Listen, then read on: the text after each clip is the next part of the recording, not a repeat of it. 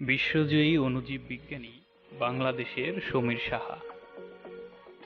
2017 সালে ইউনেস্কোর Carlos J finale পুরস্কার জিতে বিশ্বজুড়ে আলোচনায় আসেন অণুজীব বিজ্ঞানী আমাদের সমীর সাহা।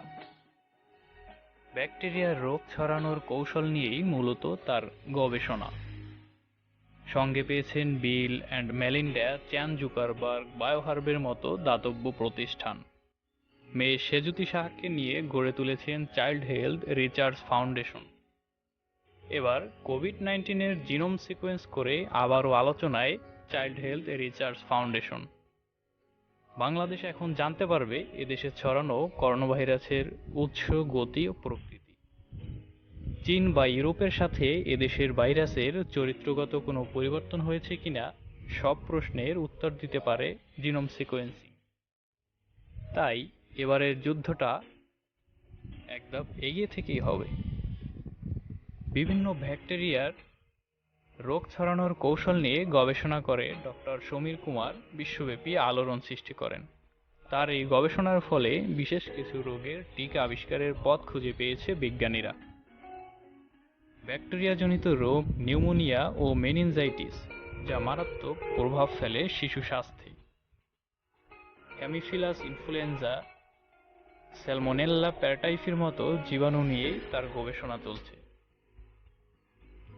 নিউমোকক্কাস শব্দটা যেমন খটমটে, এর কাজটাও ভয়ঙ্কর ও জীবন সংহারী। নিউমোকক্কাস হল নিউমোনিয়া ও মেনিনজাইটিস রোগের জীবাণু। এর আবার 90টিরও বেশি রকম ফের রয়েছে। দেশে দেশে ভিন্ন ভিন্ন ধরনের জীবাণু এই দুই রোগের কারণ হয়ে দাঁড়ায়।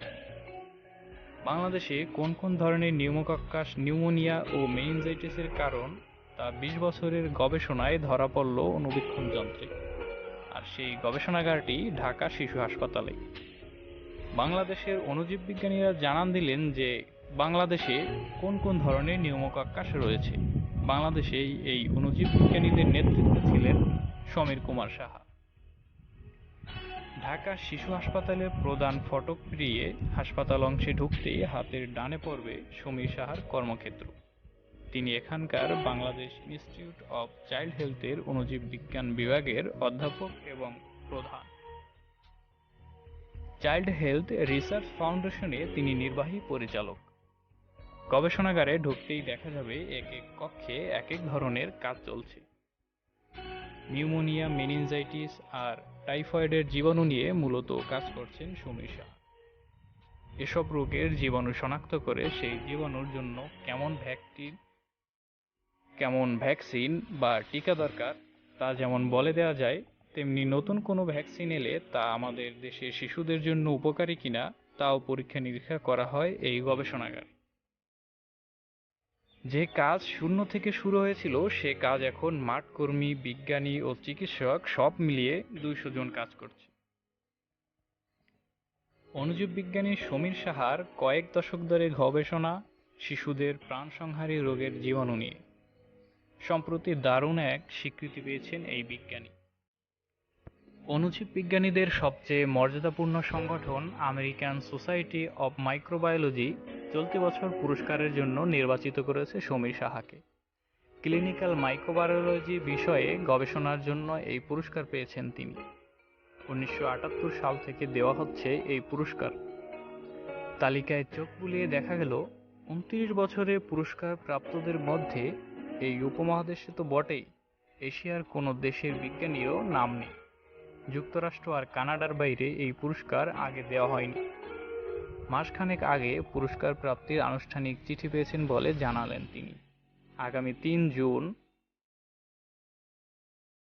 যুক্তরাষ্ট্রের নিউ অরলিয়ান্সে অণুজীব বিজ্ঞানীদের অন্যান্য শাখায় পুরস্কার পাওয়ায় অন্য বিজ্ঞানীদের সঙ্গে আমেরিকান সোসাইটি ফর মাইক্রোবায়োলজির সভাপতির হাত থেকে পুরস্কার গ্রহণ করবেন সমীর সাহা।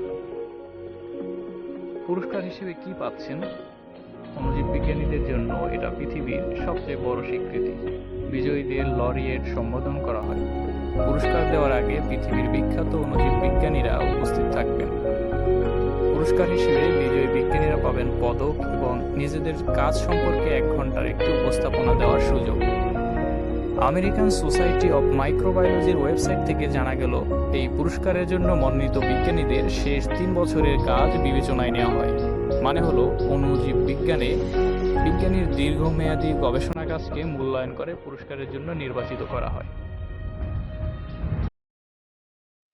রাজশাহীর চারঘাট থানার মনমোহনী হাই স্কুল থেকে এসএসসি এবং চাঁদপুর কলেজ থেকে এইচএসসি পাশ করেন তিনি। ঢাকা বিশ্ববিদ্যালয় থেকে 1983 সালে অণুজীব বিজ্ঞানে ডিগ্রি নেন সমীর সাহা। এরপরই যোগ দেন ঢাকা শিশু হাসপাতালের এই গবেষণাগারে।